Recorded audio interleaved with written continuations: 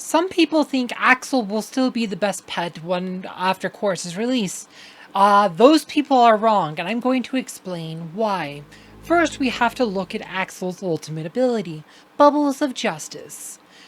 So if you look at Axel, he has his ultimate ability, Bubbles of Justice. This was the second most powerful ability in the game after Sebastian's Ode to Serenity.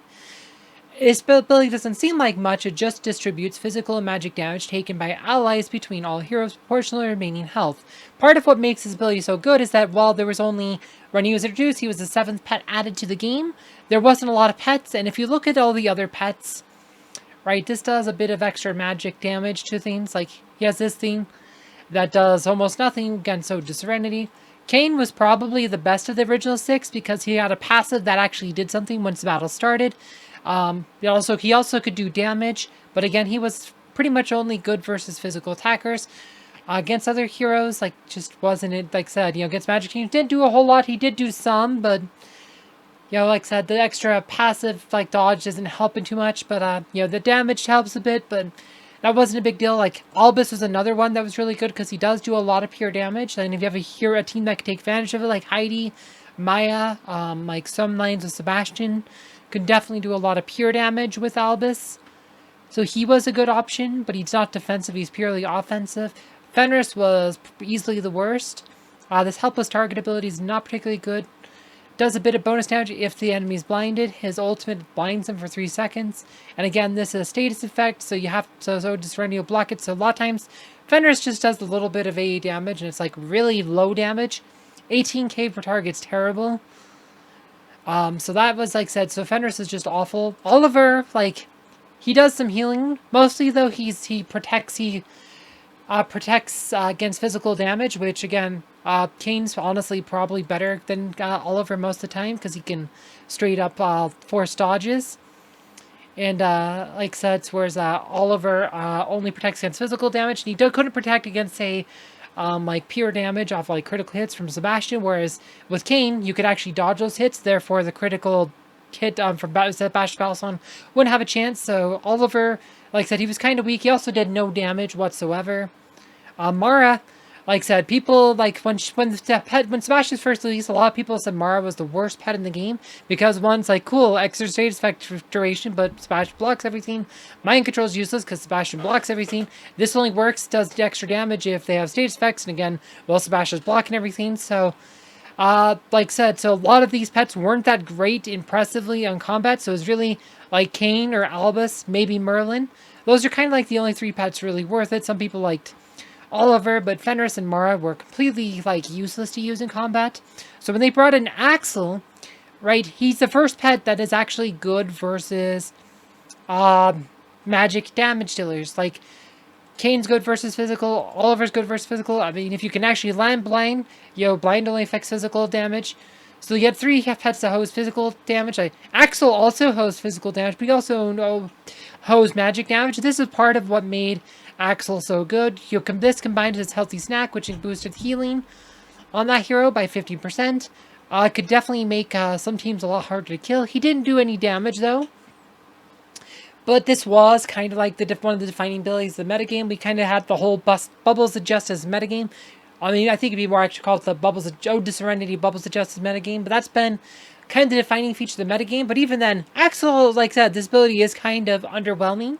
And sometimes, like, on attack, it is right to bring in, like, Kain or Albus as your attacker. Almost always you have Axel on defense just because he's useful against a wider variety of teams.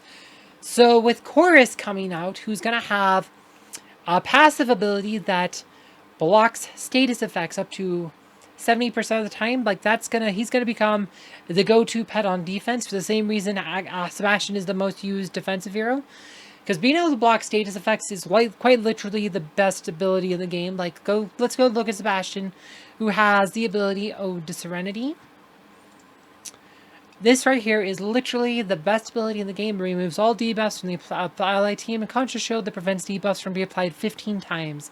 This is very oppressive and shuts down a lot of control strategies. Like, if you don't have Sebastian on your defending team, your team's probably built wrong. He's literally the best hero in the game, and you have to have him if you want to be successful in PvP combat. You need him for guild raids. He's also the top damage dealer in guild raids. So he's just like literally the best hero in the game, and it's because of this ability to like that makes him that like I said, you know, this is for this isn't even that relevant in the PvE stuff, but for PvP, this is literally the best ability in the game because it blocks status effects. Khorus is going to have a passive ability that blocks a good portion of status effects, like 70% chance for the 5 major status effects. So you always have, like I said, the same reason you always want Sebastian on defense, you're always going to want Khorus on defense. And now, because Sebastian, remember, it only blocks 15 times, you can dispel Sebastian's Ode to Serenity if you have, like, certain debuff strategies. And, like, the best one was the 8th pet added to the game, Biscuit, who has a passive... Well, not a patronage ability. Like, this is, you don't use him in combat. His combat abilities suck. But his staying chill ability, it's his owner inflicts a status effects, which slows down the healing for 5 seconds. And this is a 100% chance infliction rate, even if you have just give him a violent. You just have to give him violent. You don't even need to max this out. It's a 100% chance infliction rate. This is one of the best abilities in the whole game to strip off Sebastian's Ode to Serenity. So I'll kind of open up the space for control heroes. This ability will still technically work because this status effect is not one that's blocked by Khorus. So you could try to open it up, but Khorus is going to block everything else. So if you pair Khorus with Sebastian on defense, control should be effective to shut down pretty much all control strategies, except maybe Maya Jorgen. Maya Jorgen will probably still be a theme, because Maya with Biscuit Patron plus Jorgen is usually too much, like I said, because Khorus doesn't block against any of that. And that overloads Sebastian, but that's probably like the main control team you'll see is Maya plus Jorgen. But you're going to see Khorus on defense, because Khorus is going to be the best hero, the best pet against the largest variety of teams. Kind of like how Axel is the best pet against the largest variety teams. Now Khorus is going to take that place, because blocking status effects is far more powerful than trying to redistribute damage. It really is. Like, it's not even a contest. And like I said, twins are gonna, like, let's go take like what is probably the best team there ever was. Trinity Twins. This is literally the best team there ever was. Like, right now you would probably see this team with like Axel as a pet. Right, and this team's really good, but then once they started bringing out Isaac, started bringing out Biscuit Patron, it started becoming a lot easier to beat. This used to be literally the best defensive team, the best offensive team. Literally the best team in the game. Like, this was such a great defense team. And some people have still struggled with this team on defense if they don't have the right heroes. But with control strategies, like, you can bring in Isaac or Leanne or Arachne and try to just lock this team out of the game so they can't combo off. Well, replace Axel with Khorus. You still have Sebastian's Ode to Serenity. Now you have Khorus to protect against 80% of the status effects. So maybe 1 in 3 chance, you know, Isaac's able to land silence on Sebastian so he can't Ode. Though Celeste can drop Purifying Sphere, which would remove it, though that probably goes on Aurora, but you're looking at less than a 1 in 3 chance of doing that, so it would be a gamble. So it's just not going to be very effective. So you're going to see Khorus a lot. Like, this will be probably the go-to defensive team, but with like Khorus instead of Axel. Before Axel's theme, like, you would see this a lot with like Kayn as the pet or Merlin. Like, I usually use Kayn just for the protection against, like, physical damage. And plus, Kayn could do some damage himself.